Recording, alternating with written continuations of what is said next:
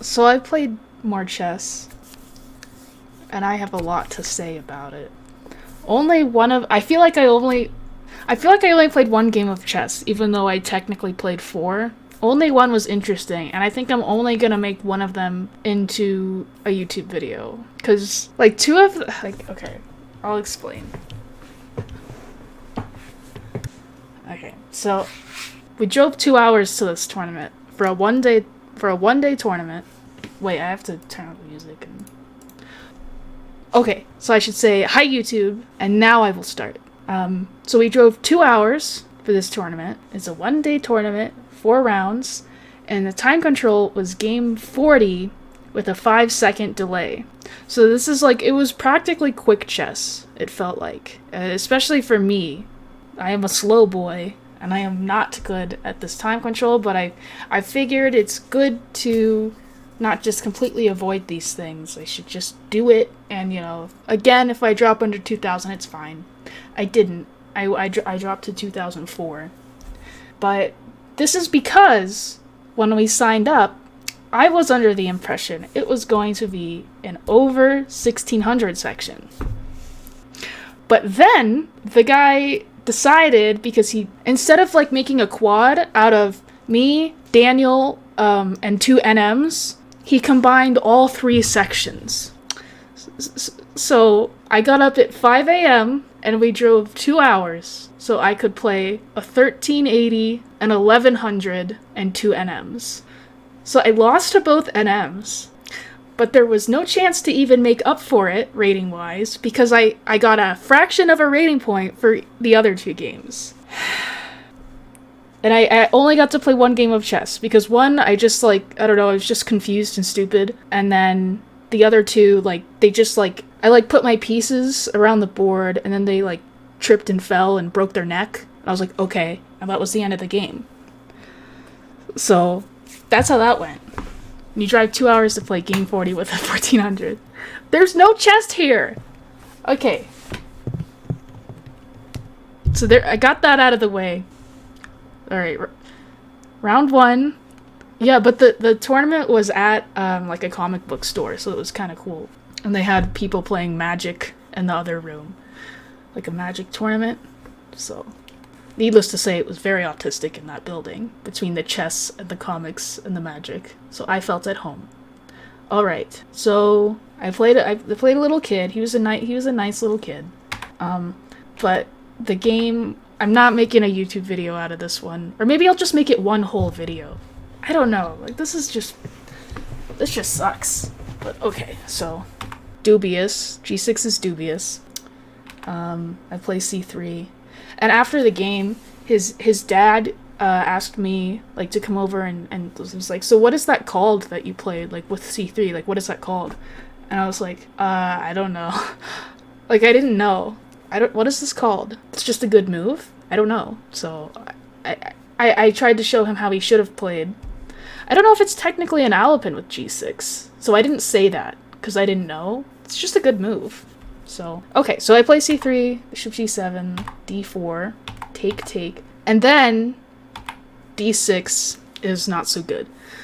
And I had to explain D5 is chess. And, I play E5, you could go here, and I'll play H3, and I'll castle, and sometimes there's tricks,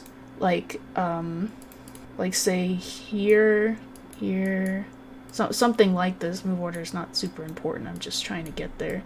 So, here, and knight is trapped because of this. So this is what I assumed would happen when he played the Hyperaccelerator Dragon, because this just happens a lot. It's the Shreyness attack! That's a term I came up with yesterday. Josh was showing me a game he played. I don't know if I should even go into detail about what Shreyness is, but okay. So that's what I assumed would happen. That's 90% of my games in this in Blitz. Okay, but he plays D6, which doesn't make a whole lot of sense, because I just get the entire center. And it's like an open Sicilian, except I get a pawn on d4 instead of a knight. So that's not ideal for him, I would say. So I just developed a piece. I think maybe h3 now is more accurate. but okay, I plays knight f6 and then I play h3. I'm just gonna develop my pieces and castle and play chess. Bishop d7 is very strange, but like, I don't know. What's he supposed to do? I think the computer wants him to just fix his mistake and play d5, which is funny. But that's how bad d6 is. But yes, okay, so bishop d7, yeah, weird move. I'm just developing my pieces, and I get castled. And, okay, so now, like, every piece is developed. I have the center, my rooks will come to the center, and this just is looking quite good for me. Okay, so knight a5, I don't know, he, like, wants a bishop pair, but this move allows e5, because this left this square unattended. And he's a little kid, and he took this pawn for whatever reason. I don't know, like, this is why I say I only played one game of chess. This doesn't count. Like, it seemed to be that every time taking a piece or a pawn was possible, he just did it without thinking. So, okay, he's just gonna be down a piece now after rook d1. This is not defendable, because when the knight comes to e8, the queen is no longer defended by 2 rooks, it's only defended by 1, so it's pinned. And if the knight had gone to h5, g4 would have won a piece. So, yeah. But he gets a little pawn for it. But I get it back, and then he gets another pawn, and then I'm coming in here, and I'm bringing the rooks in. Now he wants to come to f5, so I do not allow this, and I also get a tempo. Bring the rooks in. He has to defend this. I take pawn, I push pawn. I offer to trade the rooks, and he said sure. But he plays knight e8 for whatever reason, and forces me to take more material. And then I push my pawn forward, I get a queen, and I decided I wanted to checkmate him with a pawn. So that is what I did. And that was that game. That was not a good piece sack. No pawn for it, sort of. Oh, I forgot to get water. Okay. So here is what I mean when I say this was not a chess game. I was there, but I didn't do anything. I didn't have to think. It's just he just tripped and fell and broke his neck, and that was it. Okay, so very instructive game. You can see why I'm hesitant to put this in a YouTube video. Okay, but then I played this guy. This man didn't know my name. It was kind of funny. He referred to me as you, even though we've met and played before. Alright. Okay. So this game wasn't really chess either. Because I played like a baby. I played like a little kid. And I could blame it on things. You know, I have excuses. Just think it's cringe to use them. But this is just the truth, alright? Got up at 5 a.m. And the tournament director showed up 30 minutes late, even though I got up at 5 a.m. to be there. Anyway, so I was hungry, and I can't take my medication without food, so I didn't take it. Whatever. And it was like, there was a cafe in the comic book store, but there was no food for me to eat. So that was unlucky. But okay. So last time we played, he took the knight, and it was like, here, I'll just it's probably in here somewhere in this study. Yeah, so this is how the game went last time we played, and I like confused 2 different lines, and it was okay. It was like, I was getting outplayed the whole game, but I defended really well, and I equalized for 1 move, and then I blundered. So that was that game. But this time, for some reason, he took with the queen, and I'm sitting there. And I don't, like, I got, like, I started getting, like, PTSD, like, flashbacks from this in Blitz, where I would just get wrecked in the opening. And I was, like, sitting there, and I couldn't remember exactly what I was supposed to do, so I had to figure it out over the board. Which is, like, this is a common move, so it's sort of unreasonable for me to be so ill-prepared, but, okay, I did my best. Alright, so I play knight c6, which is chess. This is good. And then he plays queen e3. Josh was saying this is like a popular Chessable course recommendation or something. So I'll have to look at this. But okay, so I move horse, and he plays c4. And I don't know what's happening. And I don't know how to play these positions at all. And I thought c4 just looked strange here, but I I assumed that it was my fault and that I had already done something wrong, even though this is completely equal. I thought I was already much worse. And this is like metagaming. This is metagaming gone wrong. So my attitude was very poor because I assumed I had done something wrong already when I did not. Everything's fine. This move is fine. This move is fine. This move is fine. Okay, this move is fine. Okay, so listen. So you take with the bishop, right? I spent an absolutely unreasonable amount of time to get here. Well, it's not a good Maroczy, it's a bad one, right? What do I know? I spent an absolutely unreasonable amount of time to get here. I'm not sure exactly how much time I had. I wasn't writing it down. I think I had like 20 minutes or something already. And like, okay, so the reason I felt like I was already worse, or like the reason I was so afraid of all this, is because I was having PTSD of e5 being played against me at different times. But then when he took here, I was like gonna take with the bishop, but then I just sat there and I thought for a while, and I don't know why. And I was like, but why can't I take with the pawn? That looks good, and then I'll play d5.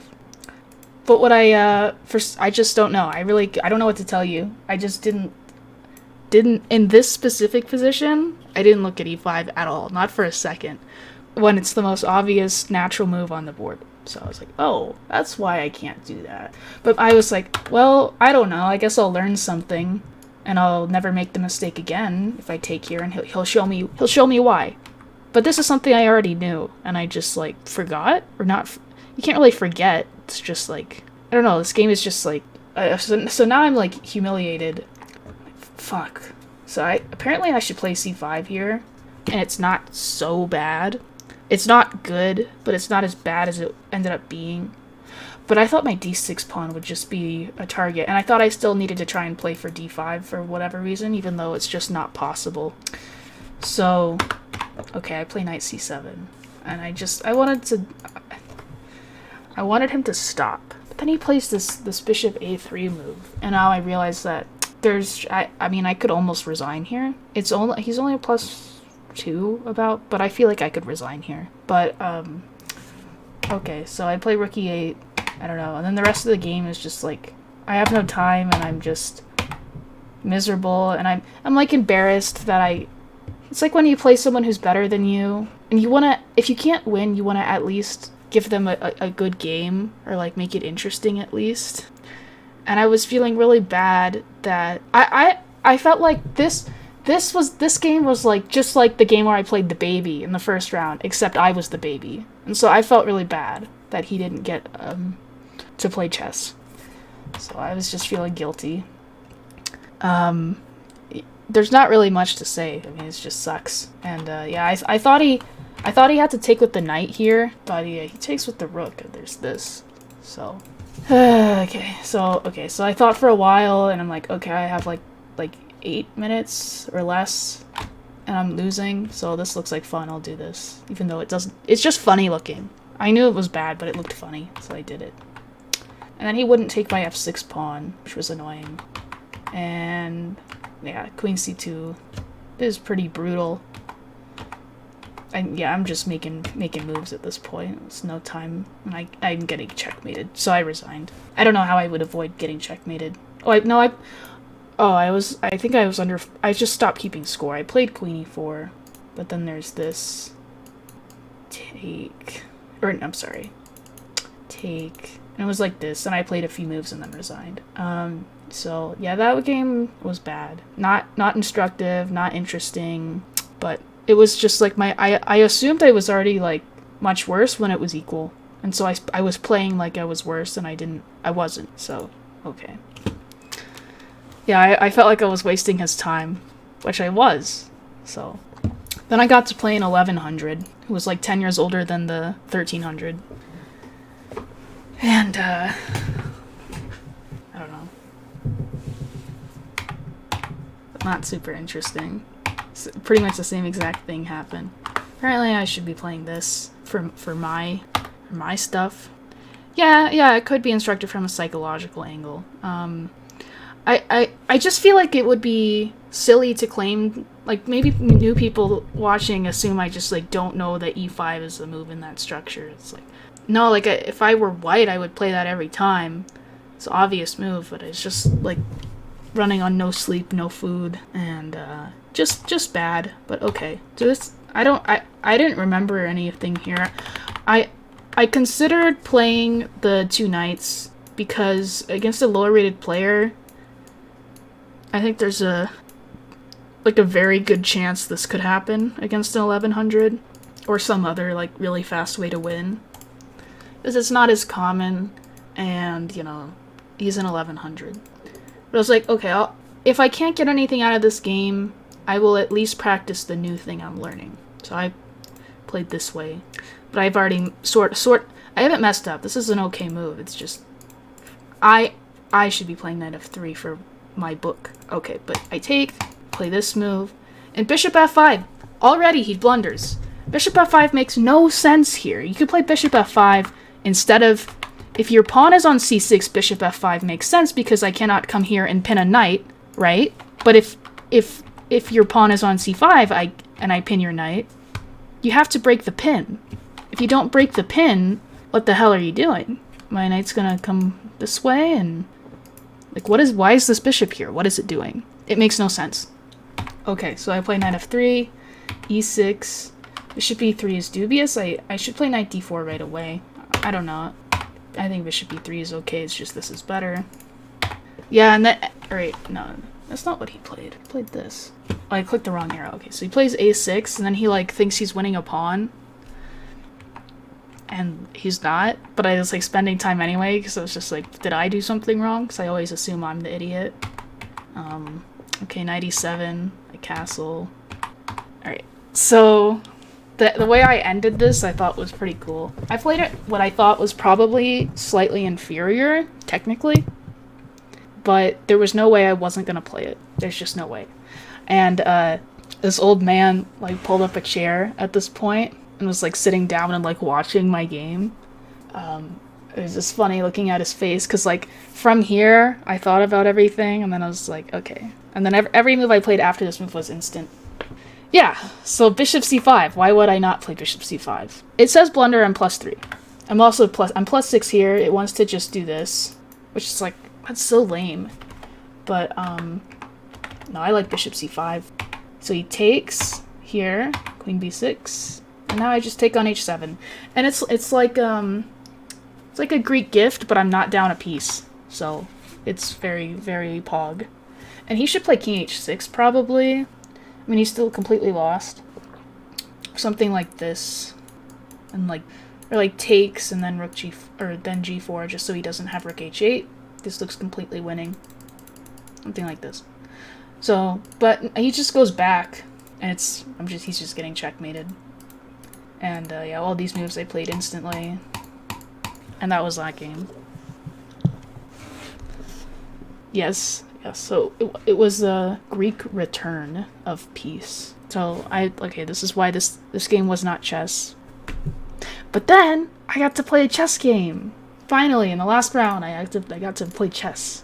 Okay, so this man is a national master. He was a national master in 2004, I believe. That's when he got it. But now he is not anymore. Or he is, but his rating is below 2200. Okay, so he plays 1g3.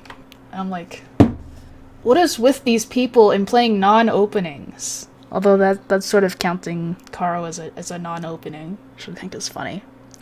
But I was like, alright, g6. Apparently g6 is just fine. But Josh thinks I should play knight f6 just to be more in line with the other stuff I play, so I don't get move ordered exactly like I did.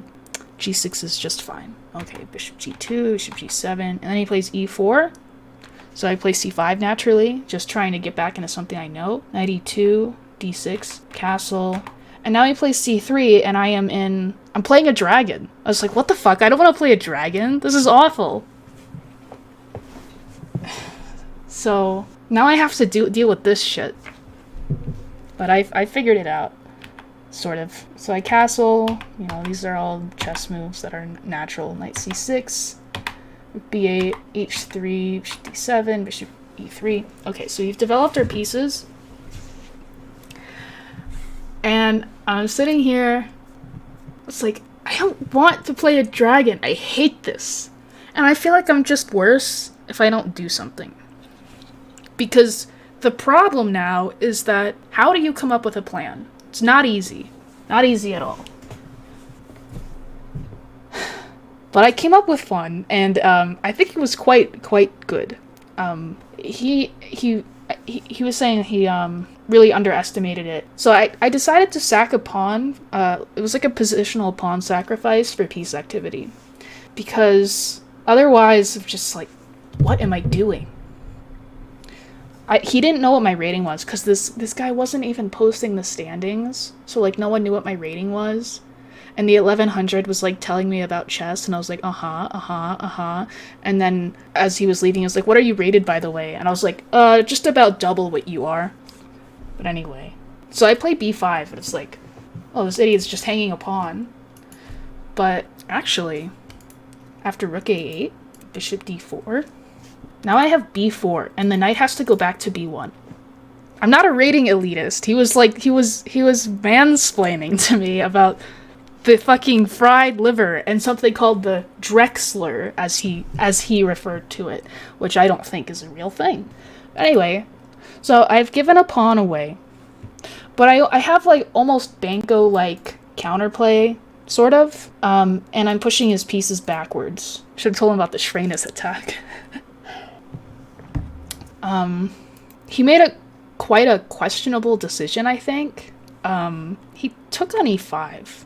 I don't really... Okay, he's messing up my pawn structure, sort of, but is he really? Because what he's giving my square for my knight. He's giving me control over this square and this square, and the bishop pair. So I feel like I'm coming out on top for this trade. This pawn is not weak. This is not a weakness. This is a strength. This is keeping his knight in check, and it's controlling a lot. It's doing a lot. And, you know, if you ever want to play f4 or something to get rid of it, you're just opening up my bishop. So that doesn't make any sense. Now knight b1 is forced. And now I just play knight e8, and I'm going to reroute the knight to e6, bishop to come to b5, queen to b6, I could play f5 maybe. I could double the rooks or something. So if you compare this position to this one, I have no plan here. But here I have like 7 plans. So I think okay, so computer says I'm just better. I'm just, okay, well, it's not sure. It's thinking, hold on. I'm gonna let it go to a little bit of a higher depth. As of right now, it says I am plus 0.7, but that's only at a depth of 23. Alright, point is, this is good for me. So, now he is the one who is going to struggle to find a plan. Again, he plays a move that I was very happy to see. I thought he was going to play probably one of 3 moves here. Either this, or just this probably, maybe. If he wants to attack this b-pawn, queen b3 is the way he needs to do it. Because queen d2 makes 0 sense, because now the knight has no squares. It's just in the way. That's what he did, but yeah, he could just play queen b3 and then knight d2. Probably maybe put the knight on c4 or something like this. But queen d2 is quite a bad move, I think. So I just played knight e6, and I did not defend my pawn, but I actually did. So if he takes on b4, I actually have rook a4. And now I'm going to win the e-pawn, because the queen can't move anywhere that would touch the e4 square. And I would be doing quite well there, I think. So instead, he plays rook c1, and I play queen b6. Just all my pieces are coming to squares that they are happy on. I'm looking at the f-pawn now, and 2 of his pieces are unable to move. This piece does nothing, really. And funny enough, queen e1 is the best move here. That's how bad this is. It makes sense if you think about it. You're making a square for the knight, and you're defending the f-pawn in case the king needs to come to h2 for whatever reason. So this move makes sense, but it is silly how he's putting another piece on the first rank. So now I play f5. f5 makes sense. I'd like to open the F file, maybe push F4. And I'm trying to, I turned the queen side into a banco, and now I'm turning the king side into a king's Indian. So I'm making this dragon into something that I can stomach. And I really like my position. I think my play will come naturally, and I'm sort of spoiled for choice almost. Okay, so he plays knight d2, and now I have to make a decision about whether to take this pawn or whether to push. I'll let you look at it for a minute and decide what you would do, and then we'll talk about it. Because both moves have their merit, I think, but I think I had like 20 minutes or something, maybe a little bit more. Also, what would you take with? I assume the pawn, but if you want to take with the knight, I mean, you can say that. I don't think it makes much sense to take with the knight. Could also play bishop b5, yeah. Bishop b5 was another move I was considering. It was between these three moves. Okay. Yeah, I suppose you could try and just double rooks and attack over here. I feel like this position is really specifically set up for a kingside attack, though. So, okay, so we have some people wanting to take, some people wanting to push, and some people wanting to play bishop b5. So I played the worst move out of all these three. Of course, as you do. So best move is to just take a pawn. This move obviously is very good. It's obviously very good, and I knew that. I'm opening this file. The knights are just being absolutely dominated by these pawns. I mean, I can double the rooks. Maybe even bishop h6 and e3 could be an idea. I don't know. So he should. No, taking is bad, because he can't take twice because he loses the h pawn. So probably this move, and I don't have to prepare e3. I don't have to prepare it. So this would be very good. But my thinking was that f5 was also very good. I thought they were both very good options. F5 is fine. I'm not worse. But this g4 move, it's about equal now. Because he has just little annoying ways to defend. So initially when I played f5, and I anticipated g4, and my intention was to play h5 here, which is what I should do. But I don't know, I lost faith in that idea, and I thought, and then I suddenly was like, oh, what about this bishop h6 idea to play f3? And then I just sort of played it without much thought. This is kind of a recurring theme. This is something I do in these short time controls. Like I'll think for a long time about a move, and then I'll see another move that looks interesting, and I don't have enough time to spend an equal amount of time on it, so I'll just play it. Or I'll play the move I was thinking about, but it doesn't matter. Like, I always seem to make the wrong decision. Even though I'm like, okay, do I spend more time on this move and figure out if it's good, or do I just play the other one? And the answer varies each time, but I always choose the wrong thing. The time control was game in 40 with a 5-second delay. Yeah, I do that a lot. Okay, so I play bishop h6. Problem with bishop h6 is bishop f3 just shuts down every idea I have. I was like, fuck. Well, I'll just commit to it. I'll just pretend like I did this on purpose, and I'll still play h5. Even though, if I wanted to put my bishop on h4, I could have played h5 anyway and played bishop f6, bishop h4. So, but okay, I didn't do that. So now I have to pretend like I know what I'm doing. I do not. And I'm trying to move fast now because I'm getting very low on time. And I'm starting to be almost worse here. My attack is gone. My good knight is gone, and he's activating his pieces. I finally get h5 in, but this move sort of saves everything. The threat was to take twice and then play f3. So knight g1 is sort of forced, just to keep an eye on that square. I take anyway, and yeah, I had to have had like under 15 minutes here, because I remember making these moves like very quickly and not being able to think very long. So I wasn't sure about rook h8. I thought rook b8 was something good to include, just because I like that the queen is tied down to the b pawn, and it can't really move, because allowing a rook on the second rank would be a fatal mistake probably. So I liked including rook b8 and then rook h8. Yeah, so now he plays rook c7, And this is like the last time I was able to think like a long time. Probably under 10 minutes now. This move is very annoying. I would like to play bishop b5 to cut off this f1 escape square for the king. But unfortunately a4 is a move. And if I play bishop a6, then a rook or a queen or something comes here, and I mean this is awful. And if I have to play rook a8, that just sucks, because I mean, if I'm gonna have to move my rook to defend the bishop, I might as well just do it on the first move, rather than allow him to push pawns forward with tempo. So I decided against that. I decided that I'll just defend the piece. Okay, he pushes pawn, and now I'm trying to get something going. And I take a6, and here, well, first I should say, I considered, yeah, I think I considered playing queen b6 here, or no, not here. I guess it would have had to have been here. So queen b6 was an idea I wanted to play, with the idea of rook h2, queen f2, and then rook h8.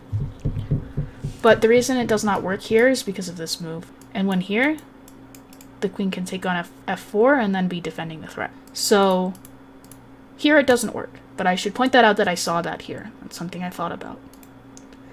So I take pawn, he push pawn. This is getting to look really, really scary.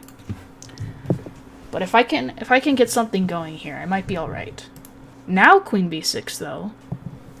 Again, the threat is rook h2. Queen takes e5, bishop f6.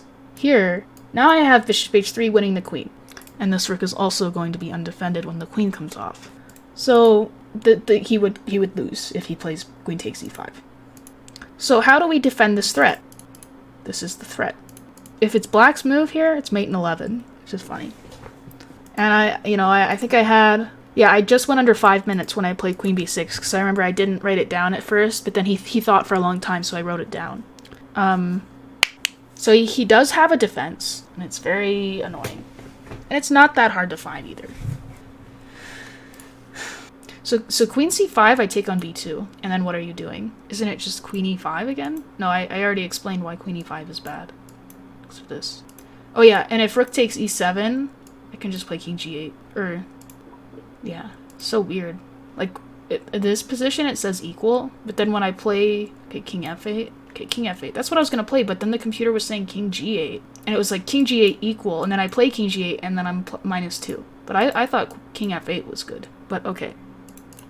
So, yeah, that is not good. He didn't play the best move. He only has one move that wins. White has plus almost 8 here, but only one move wins. Everything else is about equal. Would be rook c5, so he plays rook c5, and it's equal.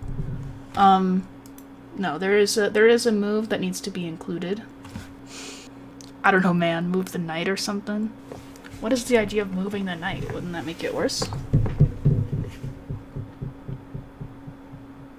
Okay, so white has to take on g5 or g4. An idea is after rook takes, you have king f3, and now I have to waste a move moving my rook. And I have nothing. There is no attack anymore. King can escape. So this is the only move that wins. And this is not working anymore, because the bishop can retreat, and it's defended 2 different ways. So that is the only move that wins, and it's just to make a square and like get a tempo. But okay, he doesn't see this. It's pretty much quick chess. He plays rook c5. I double rooks, and he plays b4, which makes sense. Check. Bishop h4 is a good move, I think. And now, this is the part. So I had like 4 minutes, maybe. Probably more like 3. I had 3 minutes here, and I thought for around a minute about the best move. And then I looked at my clock, and I was like, oh fuck, what's happening? And I played something else, which... So... yeah, so queen takes a6 is winning, but it's not so simple. I looked at this, and like, rook takes. So here, you only have one move that wins again. And you have to correctly evaluate this position all the way back there with a minute on your clock. If you don't play the best move, you're still equal. And if I had known that, I would have gone for this. But I didn't know that. So yeah, bishop f2 makes a lot of sense. This is I'll play out a line.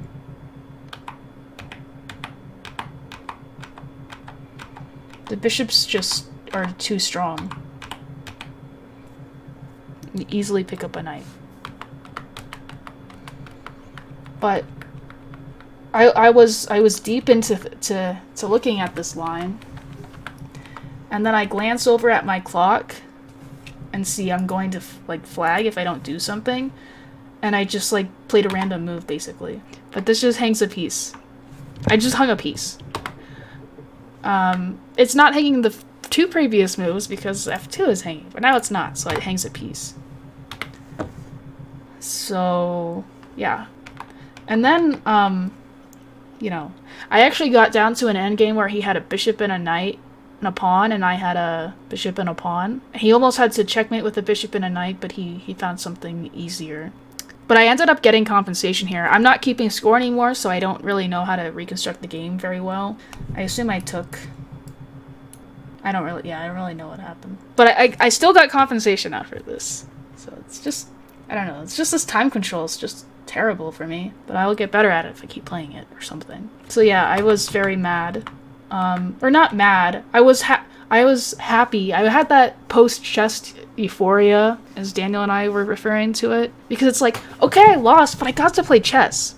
The other 3 games were not chess, but this was. So I was very happy. I did not care that I lost. And it was the last game of the tournament, of course. Last one done, as usual. But yeah, this guy was very nice after the game. He was impressed with my positional pawn sacrifice. He's like, so that's the first time you've played that? I was like, yeah. He's like, you just came up with that idea? Over the board? I was like, yeah. He's like, wow. So I was like, yeah. It felt pretty good. But okay, I lost.